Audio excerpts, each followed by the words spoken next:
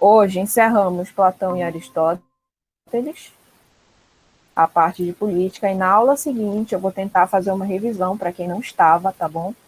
E aí essa revisão vai ser revisão mesmo, eu não vou poder detalhar muito, tá? Mas eu posso disponibilizar os slides novamente para quem perdeu, para quem não estava, enfim.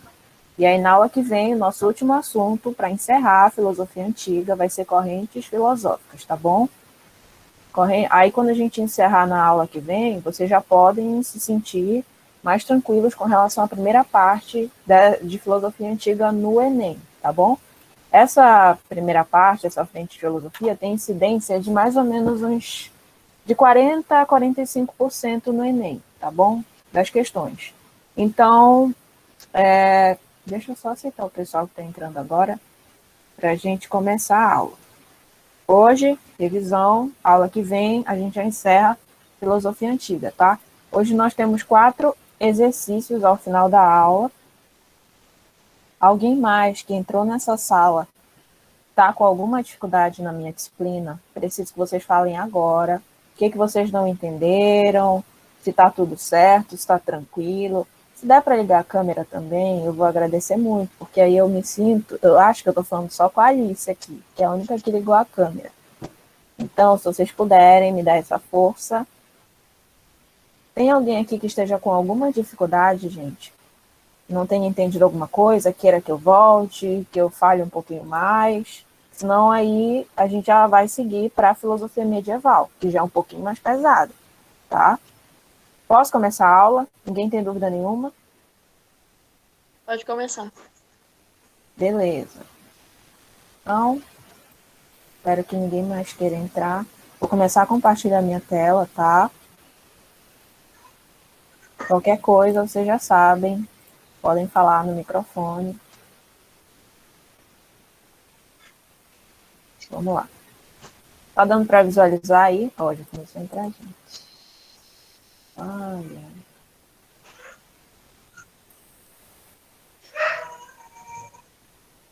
Tá dando para ver certinho? Sim. Sim. Tá, vamos lá. Bom, gente, hoje, né, revisão de política.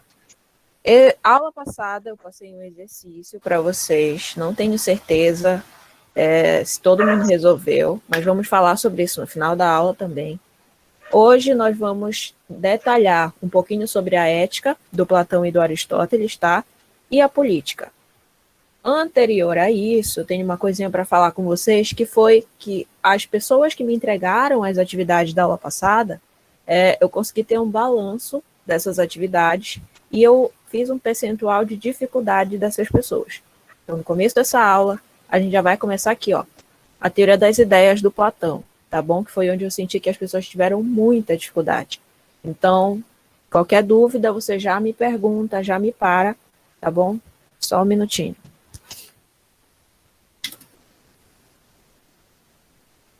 Professora, não sei se é só para mim, mas o seu áudio está muito ruim.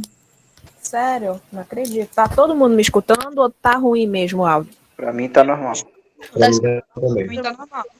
Acho que é só pra bem você. também. Pra mim tá normal também. Tá bom. Quem foi que falou que tá ruim? Tenta sair e entrar na reunião de novo. Gente, olha, qualquer coisa, é porque eu tô com crise de sinusite e de rinite. Então, se eu tiver que espirrar, aí tu vai me desculpar, tá bom? Mas é normal. Vou tentar aqui. Vamos lá. Olha só, gente. Mundo das ideias do Platão, você vai encontrar na sua prova. Vai anotando todos os termos que eu vou falando, que aí se tu pegar algum exercício, não vai mais sentir dificuldade, tá bom? Vai aparecer na tua prova assim, Mundo das Ideias do Platão, tá? Ou Teoria das Ideias do Platão. Um desses dois nomes, tá aqui, de azul aqui em cima e mais destacado aqui embaixo. O que é essa teoria, professora? Basicamente, gente, essa teoria do Platão vai falar, puxa uma setinha aí no teu caderno e escreve teoria do conhecimento do Platão, tá bom? Aí você anota teoria do conhecimento ou epistemologia. O que é epistemologia, professora? Conhecimento, em outras palavras. Então, basicamente, gente, o que ele vai falar para nós nessa teoria? ele vai nos dizer que existe um mundo sensível. Olha, eu coloquei esses prédiozinhos aqui, bem sombreados aqui no cantinho da tela. Conseguem visualizar? Esses prédios representam o quê? A cidade, tudo bem? Vamos pensar numa realidade da Grécia Antiga. Não vamos trazer ainda para o nosso mundo atual. Vamos pensar que essa cidade localiza-se na Grécia, tá bom? Então, o que o Platão falava? Olha, na cidade, essa cidade que a gente está acostumado a conviver com as pessoas, a enxergar os espaços, essa cidade é o que a gente chama de mundo sensível. Aí eu quero que você observe aqui no cantinho da tela, ó, tá escrito sensível, tá? Mundo sensível, de vermelho. Essas setinhas amarelas para baixo significa o sentido desse mundo, ou seja, onde ele se encontra. Então, onde é que se encontra o mundo sensível? Para baixo, na cidade, tá bom? No centro da nossa tela, eu coloquei essas formas geométricas, tá? Círculo, quadrado, triângulo, ou cone, ou cubo, enfim, ou esfera. Essas formas geométricas foi a forma que eu encontrei de fazer vocês compreenderem um pouco melhor essa teoria. Por quê? O Platão dizia que existiam esses dois mundos, o mundo sensível, que é essa cidadezinha que eu coloquei embaixo, e o mundo inteligível. Aí eu coloquei umas estrelinhas aqui, ó, para você lembrar de céu, tá bom? Então tem a cidade e tem o céu, a grosso modo, tá? O que é isso? Esse mundo era mediado pelas coisas, por isso que as coisas estão aqui no centro, ó. Então o sentido do mundo sensível tá para baixo, tá? Nessas setas amarelas, e o sentido do mundo das ideias, do mundo inteligível, anota aí, mundo inteligível, I-N-T-E-L-I-G-I-V-E-L, inteligível. Você anota aí, tá? Então, olha só, o sentido desse mundo inteligível está para cima, justamente na mesma posição que essas estrelas. O que isso significa, professora? Para o Platão, as coisas presentes no mundo sensível, as coisas, vamos imaginar, formas geométricas, objetos, roupas, até você mesmo. Todas essas coisas que a gente consegue visualizar, tocar, representar, tudo isso faz parte do nosso mundo palpável, do nosso mundo sensível, nosso mundo que está aí na cidade, tudo bem? E aí todas essas coisas, segundo Platão, são coisas errôneas, ou seja, são coisas que a gente pode ver, que a gente pode tocar, mas não necessariamente são as coisas como elas são. Vamos falar numa linguagem um pouco mais filosófica, tá? Para ele, as ideias dessas coisas, do quadrado, do triângulo, do círculo, todas essas ideias não estavam no mundo sensível. Mesmo que essas coisas existam no mundo sensível, a ideia perfeita, ou seja, a ideia fiel a cada objeto, a cada elemento, não está no mundo sensível. Está no mundo o quê? Alguém me responde? Sensível ou inteligível? O que vocês acham? Vamos lá. E alguém me explica o que é esse mundo das ideias, esse mundo inteligível do Platão?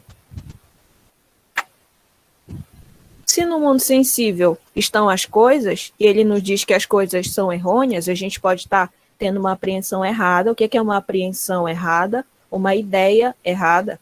O que significa o mundo das ideias, então? Na sua prova, você vai marcar que o mundo das ideias é o mundo das ideias perfeitas, ou seja, o mundo onde nós, a nossa alma, não nós, enquanto corpo, mas a nossa alma, o nosso pensamento,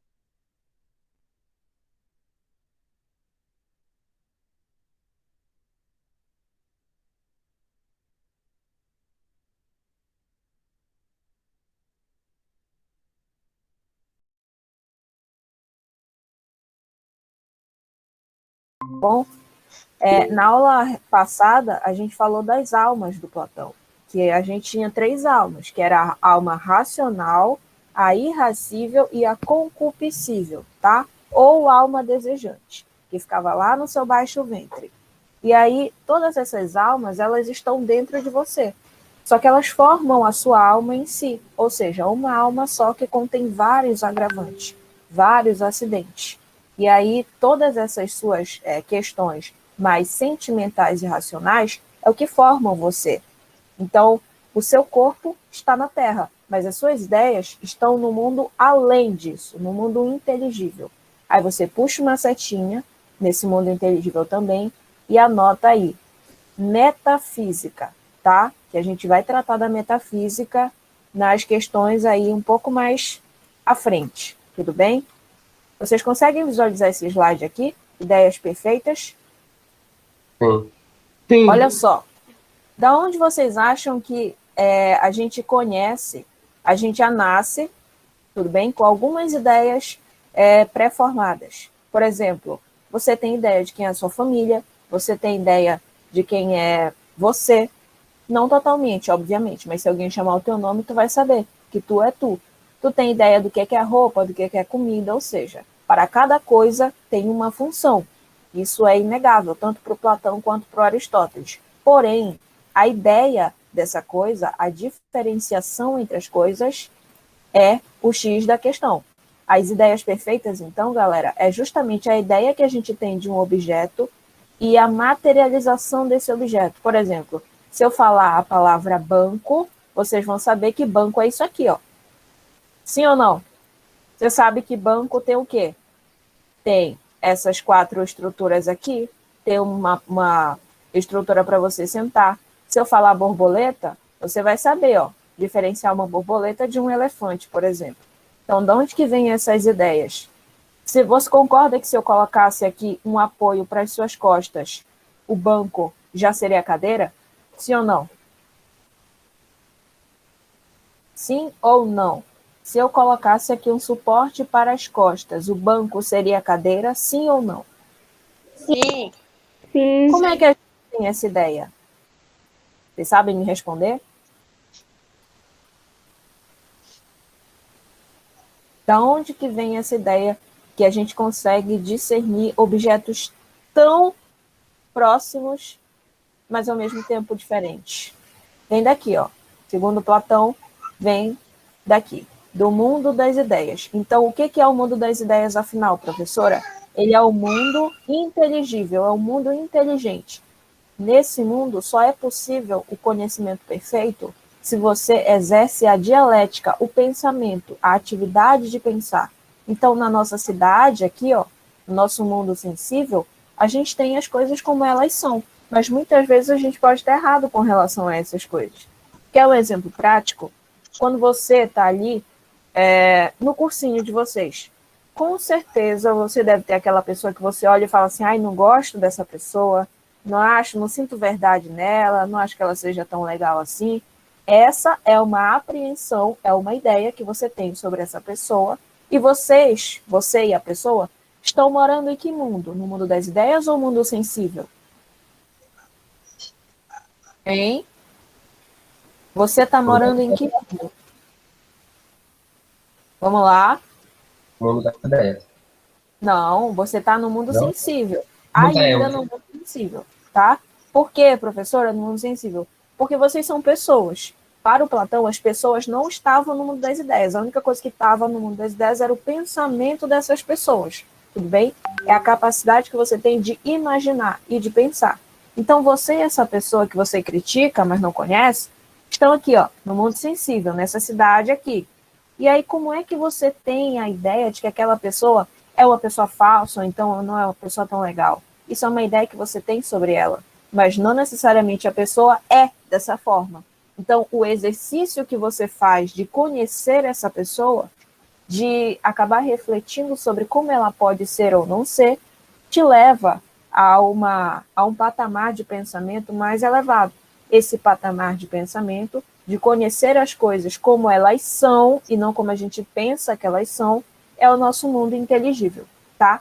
Isso se aplica tanto às pessoas, quanto aos objetos, quanto ao próprio conhecimento por ele mesmo. Por exemplo, se você começar a pensar como o mundo surgiu, sem se ater à religião, você pode pensar em inúmeras possibilidades. E essas inúmeras possibilidades te fazem estudar, querer saber mais das coisas. Então, esse impulso filosófico de questionar as coisas é o que te leva a um conhecimento mais elevado. Isso é o mundo das ideias do Platão. Então, se na sua prova vier que a ideia de banco está no mundo sensível, você vai marcar que está errado, porque a única coisa do banco que está no mundo sensível é o quê? É a forma, é a matéria. É o que a gente viu lá no Aristóteles, a substância. É o que você consegue tocar. Mas a ideia de banco está na sua cabeça, está no mundo inteligível. Aí você vai anotar mundo inteligível além do físico, tá? Mundo inteligível, puxa uma setinha e coloca além do físico. Por que além do físico? Porque está para além do que a gente consegue visualizar, de fato. O que a gente consegue visualizar, fala. Repete, por favor, o que era para escrever. Mundo inteligível, puxa uma setinha para o lado e escreve para além, ou seja, para depois, para além do físico, tá? Do que você consegue tocar, para além do físico. Beleza? Ok. Vamos lá.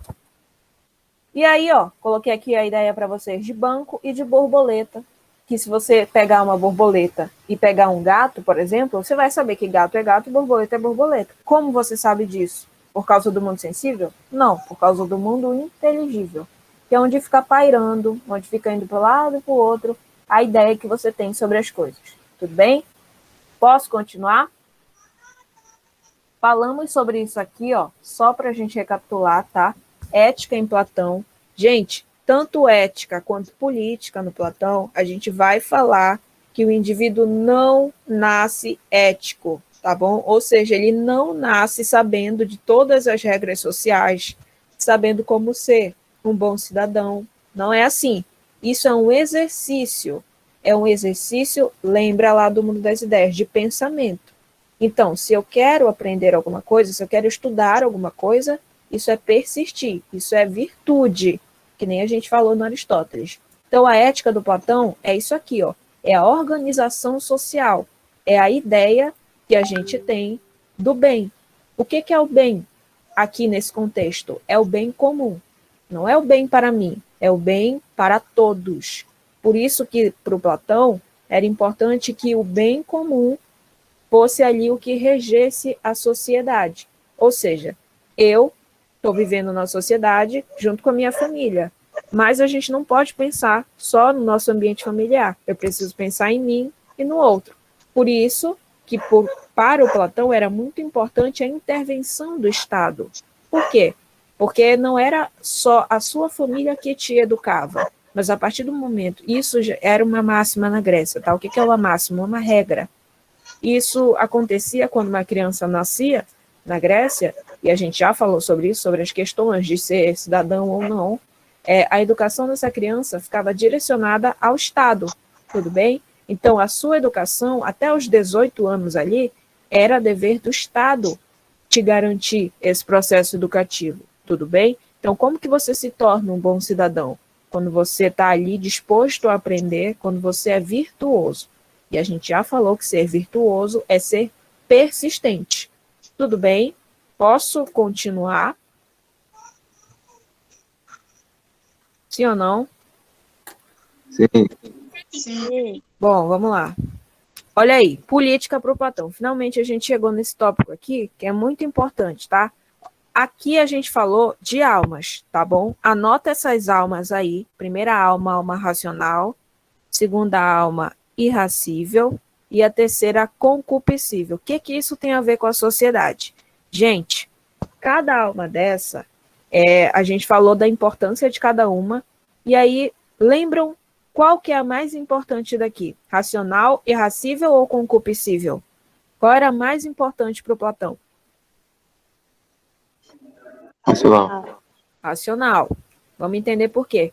Para ele, a polis, ou seja, a cidade-estado, ela deveria estar diretamente ligada com a justiça, tá bom? E o que é a justiça para ele? A justiça era você saber ser justo o suficiente com as suas atitudes, tanto com você quanto para o outro. Aí ele nos falou, olha, sobre tripartição da polis. O que essa tripartição tem a ver com a organização da sociedade? Assim como nas almas a gente tem 3 almas, na polis ele também dividiu em 3, por isso tripartição. Olha aí o que ele vai dizer para a gente. A justiça política, então, é a hierarquia aplicada à comunidade. O que é isso? Quer dizer que você deveria olhar para cá, para essas três almas, tá? E saber regrá-las. Ou seja, você não pode ser nem tão sentimental em sociedade, você não pode ser nem tão atrelado aos seus desejos, você precisa ser uma pessoa sábia, uma pessoa racional. Era isso que garante para o ser humano, que garantia naquela época, que garante hoje que o ser humano seja uma pessoa justa. Então, professor, na ética do Platão e na política também, essas teorias que ele formula, o que é mais importante? Está aqui, ó. O mais importante é a ideia do bem, tá? O que é essa ideia do bem? É o bem social, o bem para todos, o bem comum. A sociedade para o Platão, tanto para ele quanto para Aristóteles, era regida pelos sábios, tá bom? O que é a pessoa sábia? É a pessoa que sabe utilizar a sua racionalidade. No caso do Platão, ele coloca que existem as três almas. Mas o mais importante para ele, para que numa sociedade, para que na Grécia existisse uma ética vigente e uma política adequada, era necessário que todos pensassem em todos, tá bom? Aí, olha aí, a justiça política é a hierarquia aplicada à comunidade, ou seja, a hierarquia dessas almas é a sua racionalidade falando mais alto do que o seu sentimento. Vamos para um exemplo mais prático. Hoje, existe uma discussão muito grande sobre... Passou no jornal ontem, essa questão, no Jornal Nacional, essa questão sobre a igualdade de salário na questão do gênero, ou seja, mulheres que recebem muito menos do que os homens, e isso daí já está sendo discutido no Congresso, né, no Senado lá. E o que acontece? Existe uma discussão muito grande sobre vamos igualar os salários entre homens e mulheres que exercem os mesmos cargos. Existe ainda uma disparidade muito grande entre o que um homem recebe e o que uma mulher recebe. Então, nesse caso da Grécia Antiga, a justiça política seria aplicada, no caso do Platão, às almas, ou seja, para que a gente decida sobre isso, quem é que vai receber mais ou menos, ou se vão receber de maneira igual, a gente não pode se ater à nossa alma irracível, ou seja, ao nosso sentimento. Nós precisamos ser racionais. Então, por isso, hierarquia aplicada à comunidade, ou seja, a hierarquia das almas, da minha cabeça, pensando sempre no bem comum e não no que é melhor para mim. Aí eu coloquei aqui embaixo para você a efetivação da justiça, ou seja, a igualdade aqui de direitos e de deveres acontece quando a polis ideal funciona. O que é essa polis ideal? A gente já vai falar sobre isso. Mas pensa que sempre, tanto para o Platão quanto para Aristóteles, o mais importante dentro da polis, dentro da cidade-estado, era sempre o bem comum. Era sempre a ideia do bem, tá? Aí, último tópico. Cada cidadão deve exercer seu papel social, exercitando as partes preponderantes da alma. Ou seja, você deve sempre não ignorar a sua alma concupiscível, muito menos a irracível, mas sempre medir as suas atitudes. A racionalidade agora tem um papel muito importante. Não era o que acontecia quando a gente acreditava em mitologia, quando a gente acreditava que os deuses eram quem regiam a nossa sociedade. Pelo contrário, agora quem está no controle das relações sociais somos nós, tá? O cidadão está no controle de toda e qualquer ação que aconteça ali no meio social. Olha aqui o que é a sociedade ideal para o Platão. Existe aqui no Estado a gente acabou de falar que a pessoa até os 18 anos era educada pelo Estado. A partir daí, todos os cidadãos, pessoas consideradas cidadãs, tá, eram direcionadas a um corte social, segundo essa sociedade ideal do Platão. Professor, isso acontecia na Grécia? Não, eu estou falando para você sobre a sociedade ideal. Por que ideal? Ideia, tá bom? É o que eu estou idealizando que poderia ser bom para a Grécia Antiga. Então, segundo Platão, existia o Estado, tudo bem, que era quem garantia ali, isso realmente acontecia, galera. Em todas as cidades-estado, o Estado estava ali garantindo sempre a educação de todo mundo, tá? E aí, para o Platão, qual seria o ideal, então, de acontecer? Um indivíduo ali com 20 anos passaria pelo corte social da subsistência, ou seja, as pessoas que eram educadas pelo Estado, com 20 anos de idade, elas trabalhariam aqui nessa área. O que é a subsistência, galera? O que significa subsistência? Alguém me responde? Vocês veem isso lá na geografia. O que significa subsistência?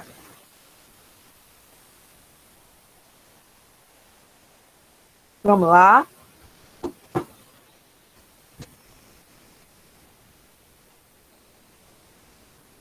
Ninguém sabe o que significa subsistência?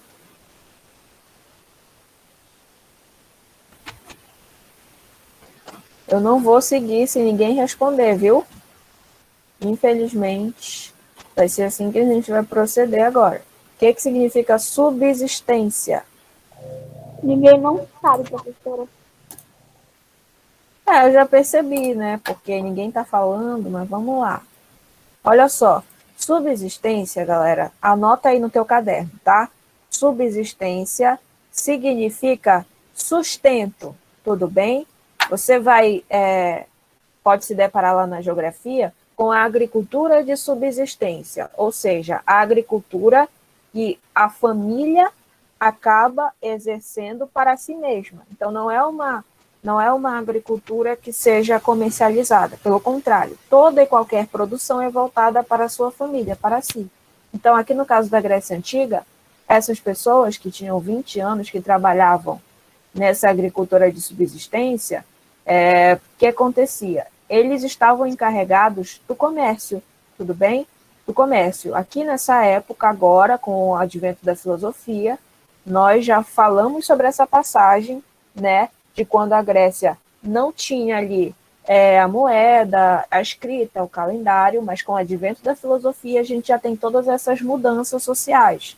Então, essa subsistência está atrelada à alimentação, está atrelada ao comércio, à moeda, às roupas, às peças de arquitetura. Então, todas essas coisas que podem ser comercializadas agora com o dinheiro, ficava encarregada aqui, ó, a galera de 20 anos fazendo todo esse movimento aqui na sociedade, tudo bem? E aí essas pessoas, gente, que estavam trabalhando na agricultura, nessa questão mais de subsistência da sociedade, eles eram chamados, anota aí, de almas de bronze, tá bom? Almas de bronze. 20 anos, almas de bronze trabalhavam no comércio e subsistência da sociedade grega, tudo bem? Passados 10 anos, essas pessoas eram submetidas a um outro corte social.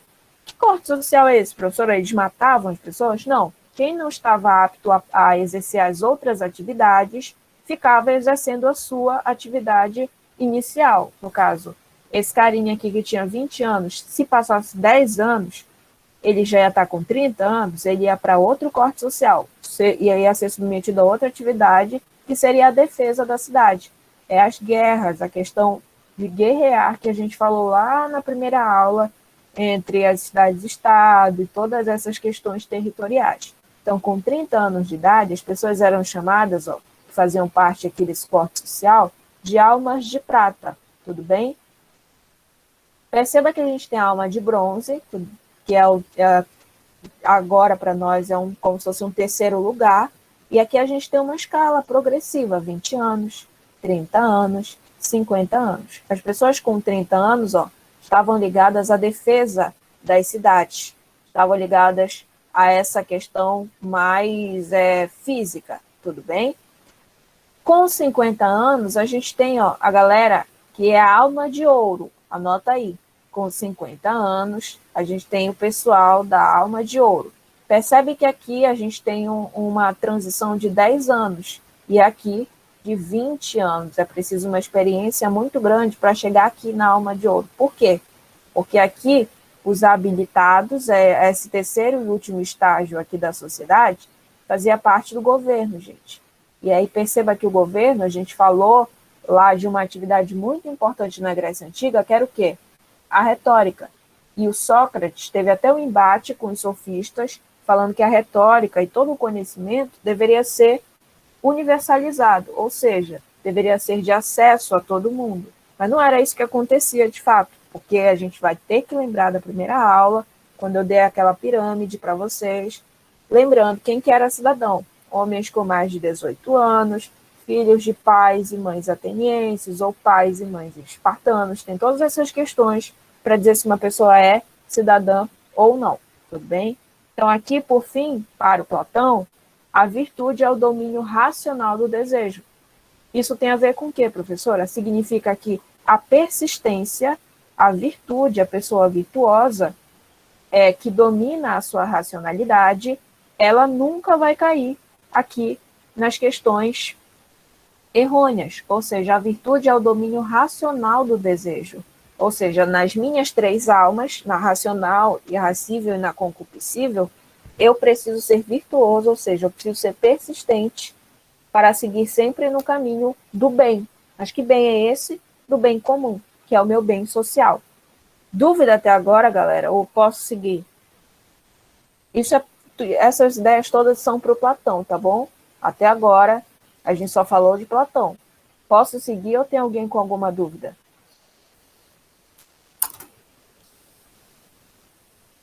Vamos lá. Falem Pode comigo. seguir. Acho que pode seguir. Tem alguém no chat aqui. Pode continuar. Beleza. Vamos aqui, então, para o nosso próximo slide, sobre o ilemorfismo, que foi outra coisa que eu percebi que vocês sentiram muita dificuldade, tá? Ilemorfismo teleológico do Aristóteles. O que isso quer dizer? Percebam que aqui, ó, eu trouxe uma coisa muito menos ruim do que da última aula, um brotinho aqui que está se desenvolvendo, ó, até se formar aqui no comecinho de uma planta. E aí eu trouxe algumas setinhas para você perceber uma escala progressiva, que já é óbvia, mas eu coloquei aí a seta para você.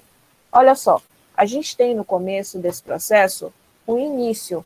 Você vai concordar comigo que para existir uma árvore, essa árvore teve que partir de uma semente, certo?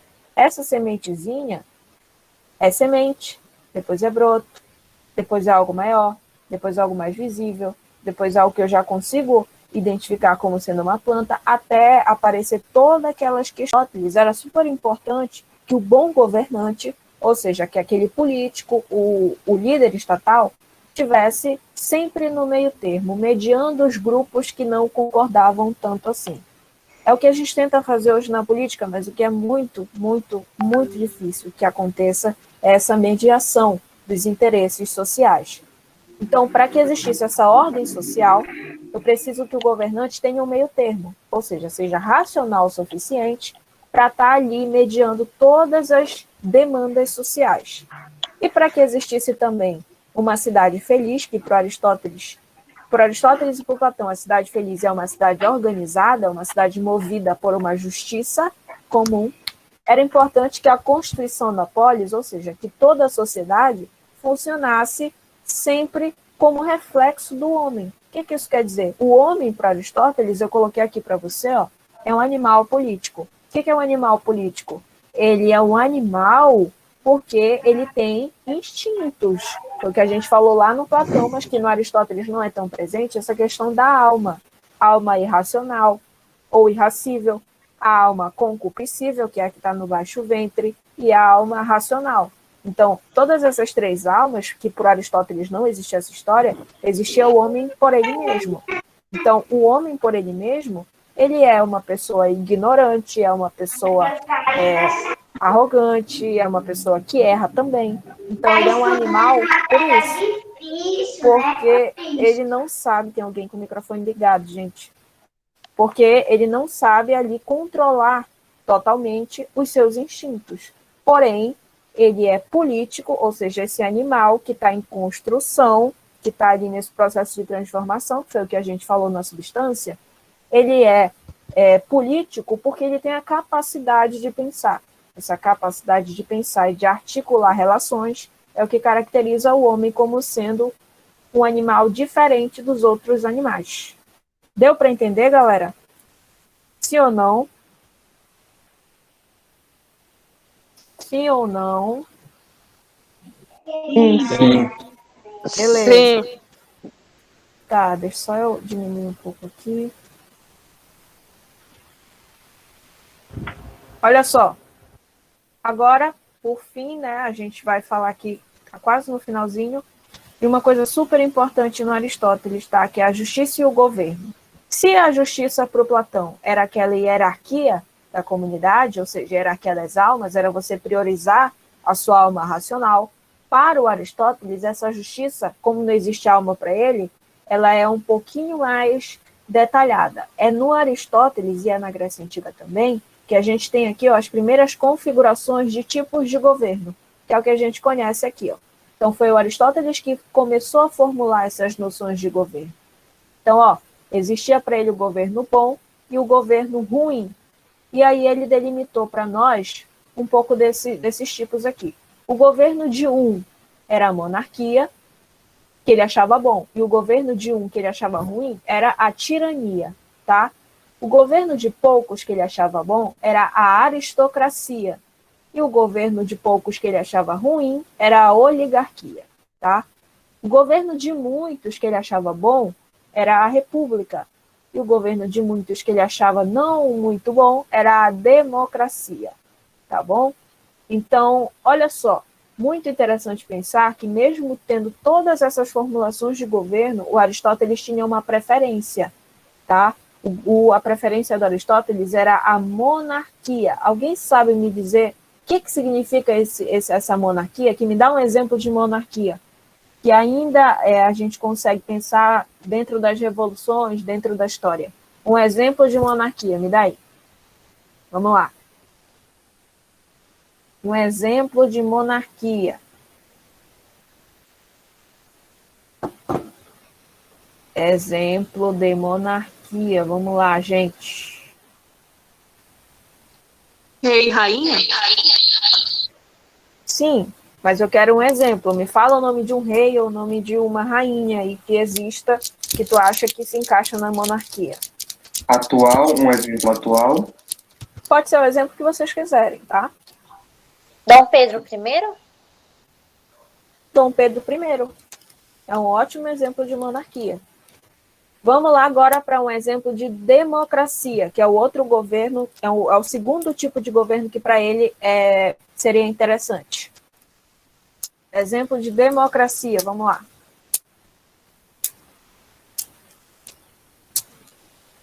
Bora, gente. Pensa aí.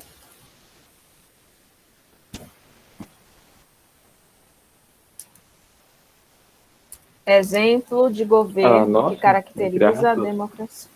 Dilma Não escutei. Rousseff? A Dilma, você acha?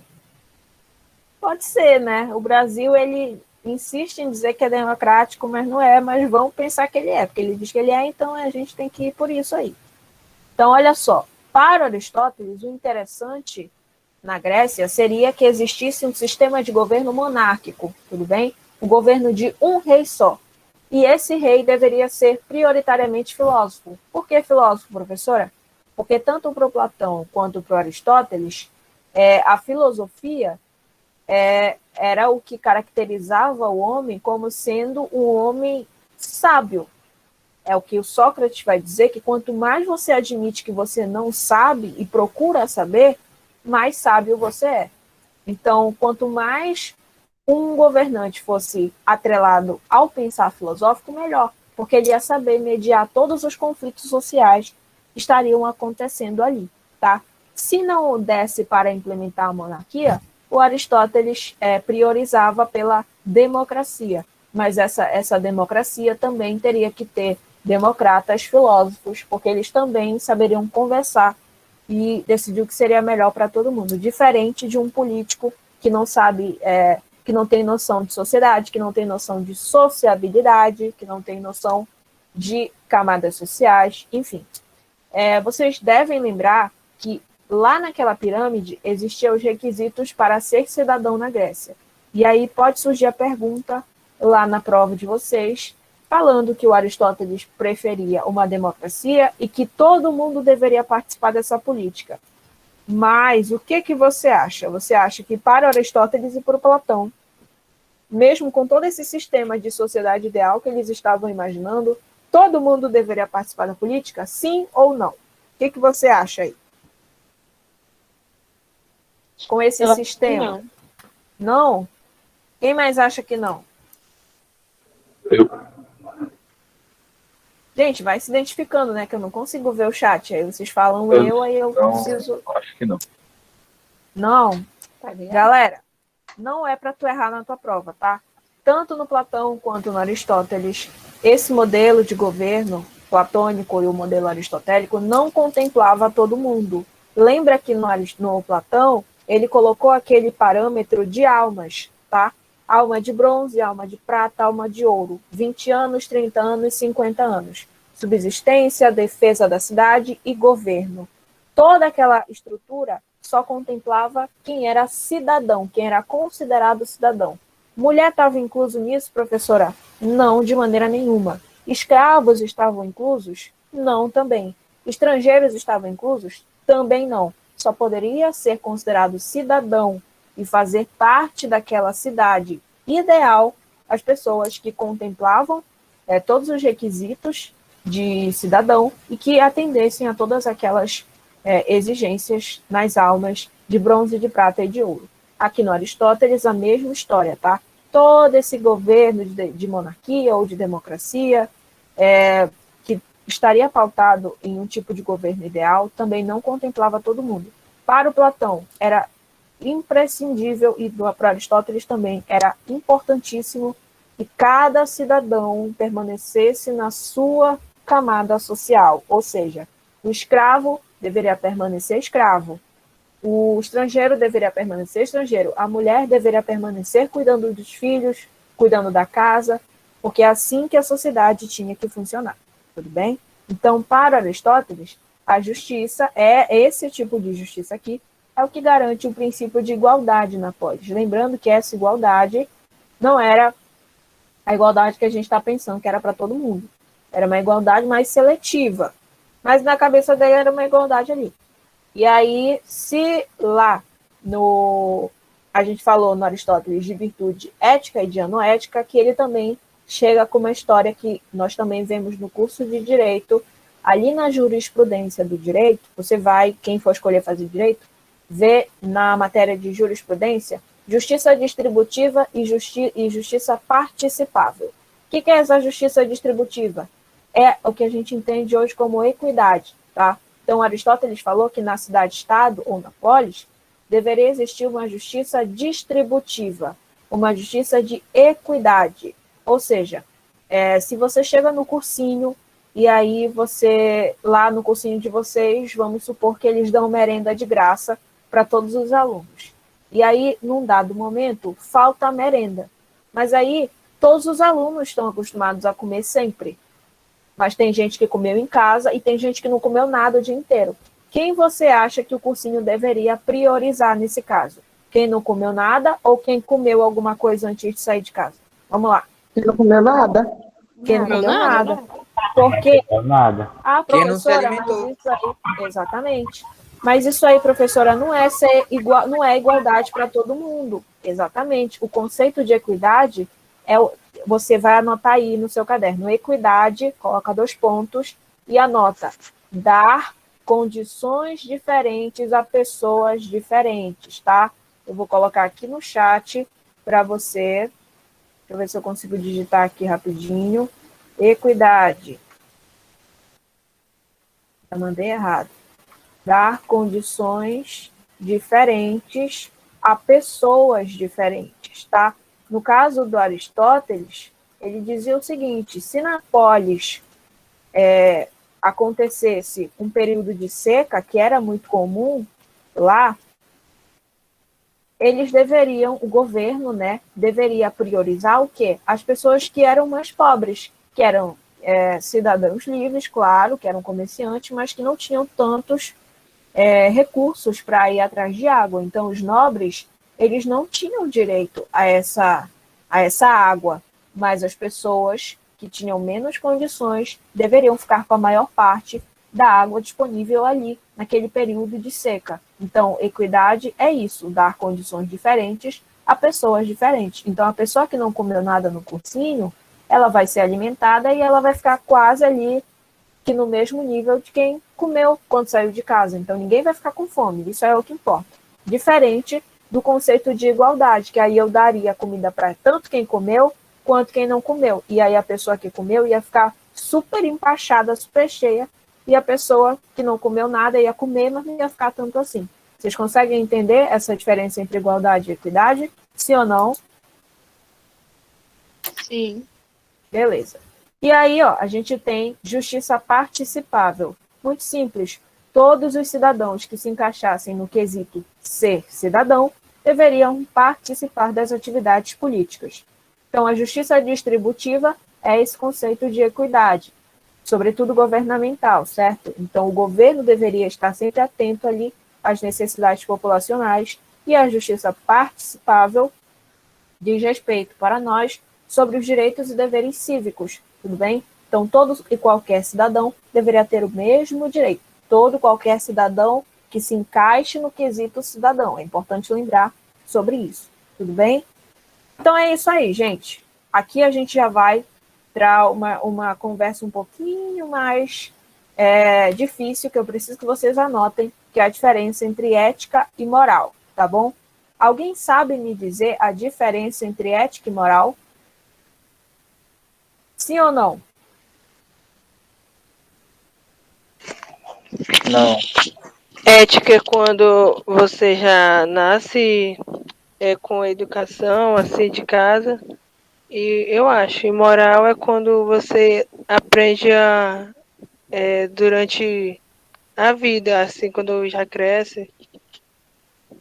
Quase isso. Vamos falar agora numa linguagem política, tá? A ética, galera, são as... Anota aí para mim, tá? Vou colocar aqui no chat. Ética.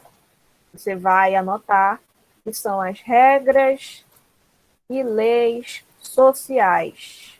Tudo bem? Precisamente as regras e as leis sociais escritas. Então, você sabe que se você sair da sua casa totalmente nu, você vai ser preso por ataque ou atentado ao pudor. Isso aí é uma coisa que está na Constituição. Você não pode ferir o que está na Constituição. Então, a ética, você pode colocar aí, ó, ética é igual à Constituição Federal. Tudo bem? Então, toda e qualquer lei que te ampara, mas que também te coloca na linha para que você siga aí uma organização da sociedade, é a ética. Então, toda vez que você falar, que você ouvir a expressão, mas porque a nossa escola tem ética, nosso hospital tem ética, nossa loja tem uma ética profissional. O que é isso? Regras. Nada mais do que regras que todo mundo tem que seguir, todo cidadão tem que seguir. E a moral, então, professor, o que significa a moral? A moral é a consciência de cada sociedade, tudo bem? É o que... Agora, olha só, preste atenção que eu vou dar um exemplo e vou fazer uma pergunta em seguida. Se a ética é a nossa regra, é a nossa lei escrita, o que todo mundo tem que seguir, a moral é a consciência de cada sociedade. Vamos especificar isso melhor. Aí, na cidade de vocês podem ter, sei lá, o costume... Tem rio aí? Sim. Pois é. Sim. Vocês podem ter o costume de, depois da aula, ou então no final de semana, ir tomar banho no rio e fazer um churrasco lá, sei lá, fazer alguma coisa lá no rio. Mas aqui na minha cidade, a gente não tem rio, a gente precisa acabar viajando 1 hora, 1 hora e meia para chegar a algum balneário, alguma coisa assim. Aí é uma realidade mais próxima de vocês. Então, olha só, aí para vocês existe uma consciência social, uma moralidade social de que é super legal e é super normal tomar banho no rio assim em dia de semana, em dia de trabalho, em dias que são dias letivos, segunda, terça, quarta, quinta e sexta. Aqui para nós, essa moralidade, essa consciência é muito mais presente aos finais de semana. Outro exemplo, comunidades quilombolas.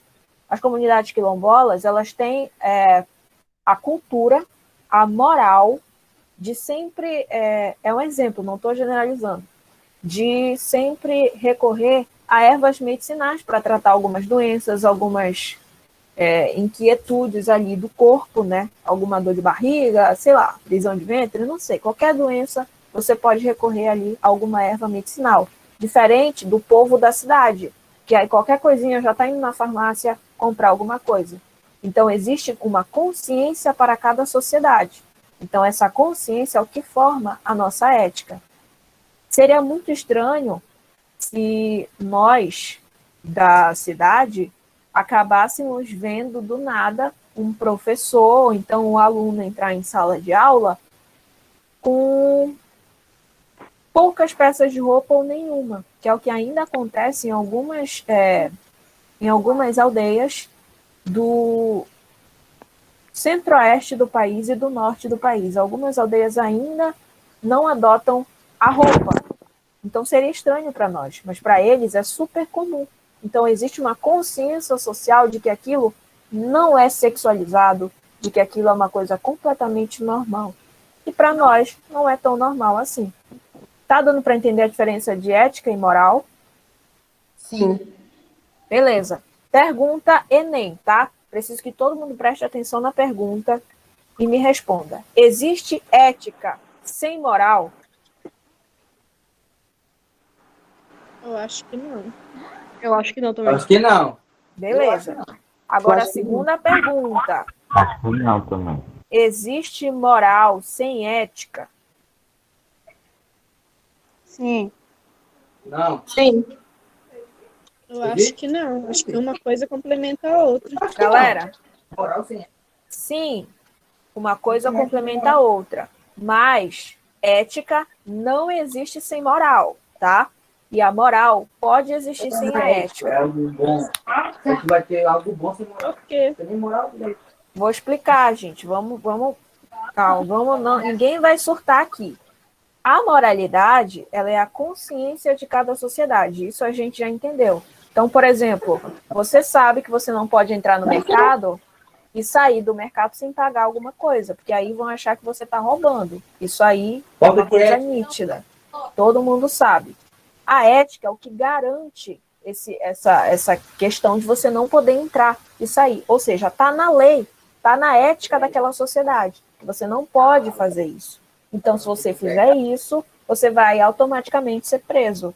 Então, por que a moralidade ela pode não existir, ela pode existir sem a ética?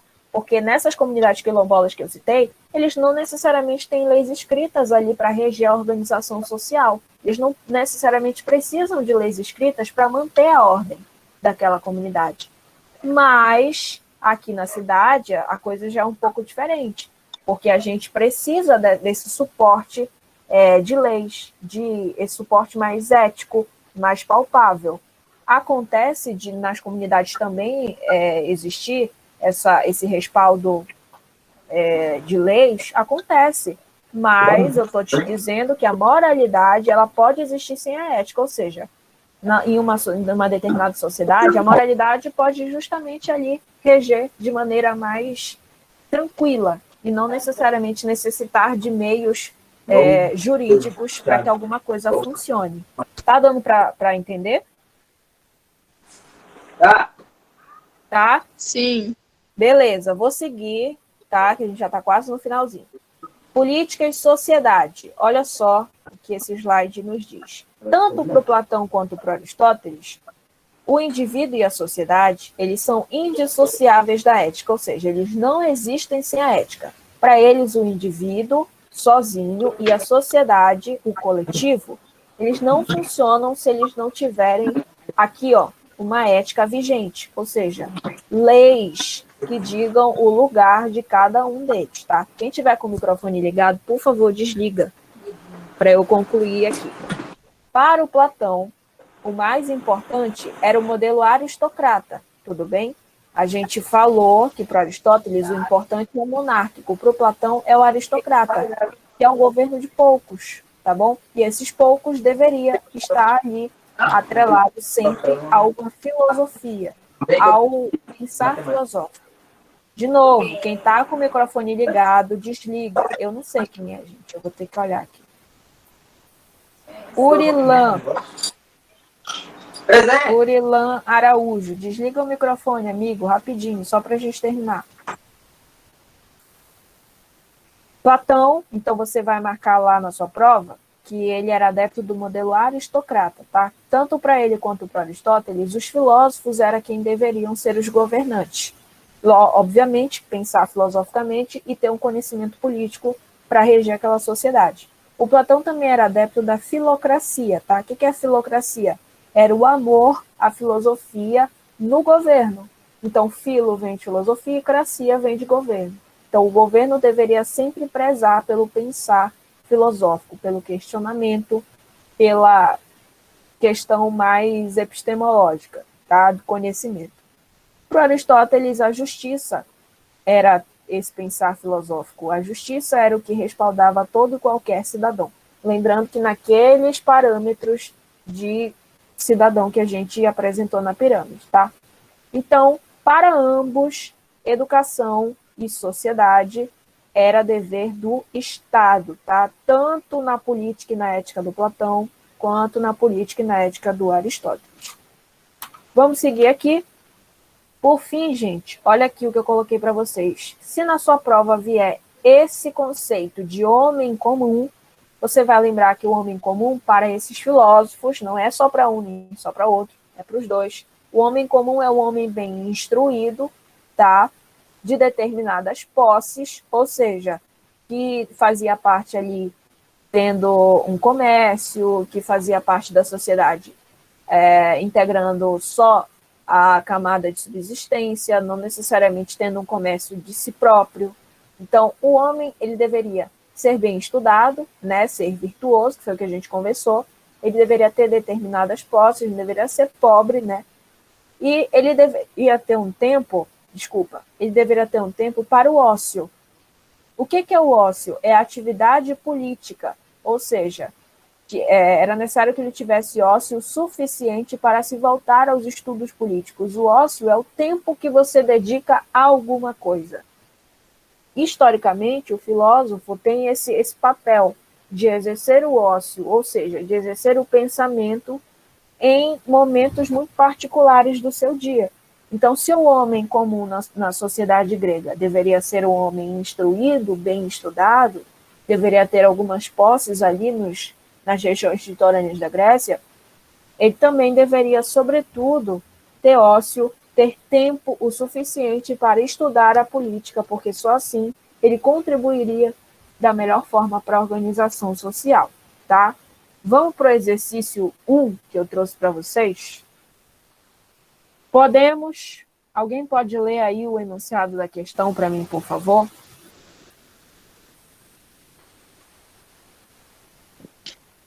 A Grécia Antiga era constituída de cidades-estados, que possuíam suas próprias regras, infraestruturas e vivências. No entanto, um aspecto importante dessa região era a religião, comum a todas as polis. Assinale as principais cidades-estado e a religião grega vigente. Qual é a resposta certa, gente?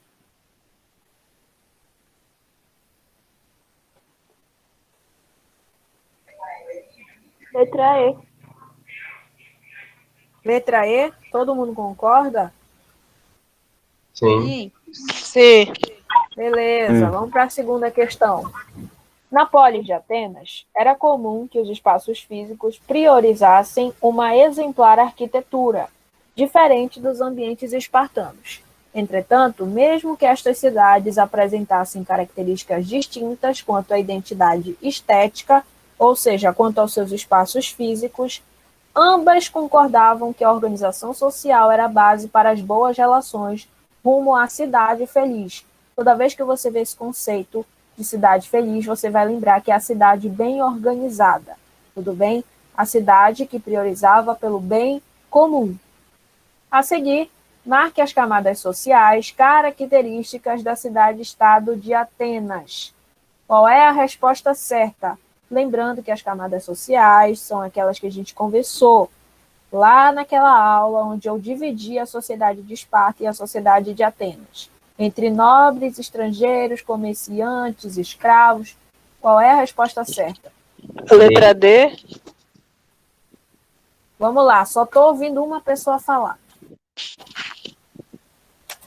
Letra D. Duas pessoas falarem. Letra D, professora. 3. Alternativa D. Alternativa D, professora. D, todo mundo? Sim. Sim. Beleza, tá certo. Vamos para a terceira questão. Os pré-socráticos, também conhecidos como filósofos da natureza, foram os primeiros estudiosos da história a se preocuparem com questões universais. Que questões universais são essas? Origem do mundo, de onde viemos, para onde vamos. Estes pensadores acreditavam que existia um elemento natural que teria dado origem ao mundo e todas as coisas.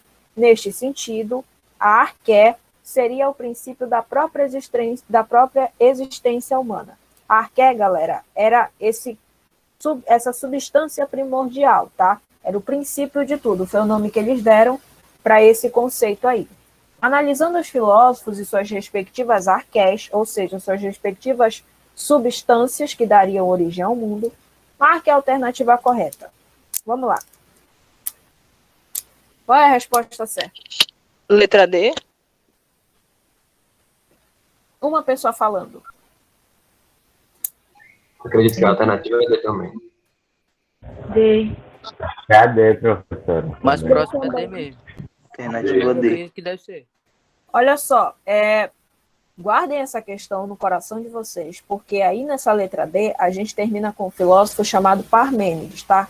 Na aula que vem, eu não sei, não tenho certeza se vai ser na aula que vem ou na próxima, nós vamos falar desse ser do Parmênides, que eu não cheguei a falar tanto assim.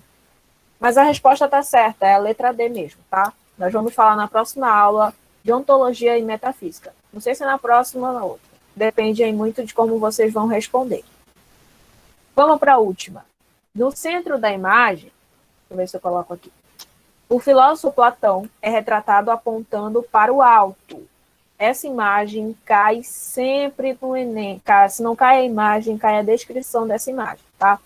Esse gesto significa que o conhecimento se encontra em uma instância na qual o homem descobre a. Primeira coisa, toda vez que você vê uma imagem na prova, principalmente na prova de filosofia, você precisa analisar e tentar lembrar quem é que está aí. Então, olha o que ele está falando para você. O filósofo Platão é retratado apontando para o alto. Qual é a cor da túnica do Platão? Laranja. E quem é esse cara que está do lado dele com a palma para baixo? Acho que eu Luiz. Não sei. O Aristóteles, o Platão é o que tá com a manta laranjada. Quem é? Me fala quem é que está com a túnica azul e quem é que está com a túnica laranja. Bora, gente, que o tempo está acabando, hein? O Platão é o que está apontando o dedo para cima, certo? Quem é que está do lado dele? O Aristóteles. Exatamente. Aonde é que está a mão do Aristóteles? Está para cima ou para baixo? Tá Para baixo. Para baixo? Gente, presta atenção. Quando essa imagem cair na tua prova, em algum momento ela vai cair. Ou no simulado de vocês, ou na prova do Enem mesmo. O Platão aponta para cima, que remete ao mundo das ideias, tá bom? O Aristóteles está com a palma para baixo, que remete ao mundo sensível. Essa imagem é sobre teoria do conhecimento. É o que para cada um é mais importante. Então, olha aí a pergunta. Esse gesto do Platão significa que o conhecimento se encontra em uma instância na qual o homem descobre a. Qual é a resposta certa? Letra B. Letra B. B. Letra B. Acho que é a B. Realidade inteligível por meio do método dialético? Sim. Tá certo. Sim. Parabéns para vocês. Acertaram todas hoje. Deixa eu olhar a carinha de vocês aí, um instante, que a gente já vai terminar a aula. Tem gente até fazendo uns gestos aí. Olha só, gente. Primeiro, parabéns, tá? Para todo mundo que resolveu as questões aí agora. Temos algumas coisas para conversar. 5 minutos para conversar com vocês, tá? Eu tento ser... Aí agora é uma conversa nada mais a ver com filosofia, prioritariamente, mas a ver com a nossa relação